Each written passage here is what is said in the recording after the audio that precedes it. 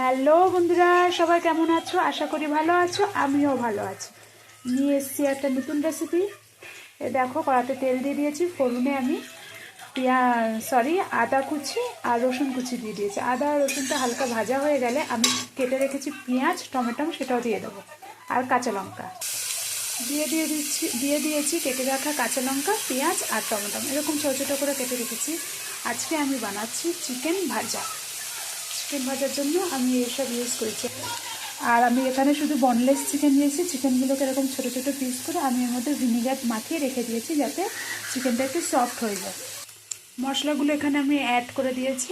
মশলার মধ্যে আমি দিয়েছি এখানে স্বাদ অনুযায়ী লবণ, হলুদের গুঁড়ো, কাশ্মীরি গুঁড়ো লঙ্কা, জিরের গুঁড়ো আর ধনের গুঁড়ো। এবার ভালো করে এটাকে ভেজে আর মাখিয়ে রাখা চিকেনটা, যেটা আমি ভিনিগার দিয়ে মাখিয়ে রেখেছিলাম, সেটা দিয়ে দেবো। চিকেনটা দিয়ে দিয়েছি। এবার গ্যাসের ফ্লেমটা একদম লোতে রেখে আস্তে আস্তে ভেজে মাংসটাকে আস্তে আস্তে করে ভাজতে থাকবো। এর মধ্যে তো আমি জল ব্যবহার করবো না, তাই না, এটাকে একদম আস্তে রাখবো। মাংসটা থেকে দেখুন জল বেরিয়ে গেছে। এই জলটাতেই মাংসটা সেদ্ধ হয়ে যাবে। আমি কিন্তু এখানে একটা ফোঁটাও জল দিইনি।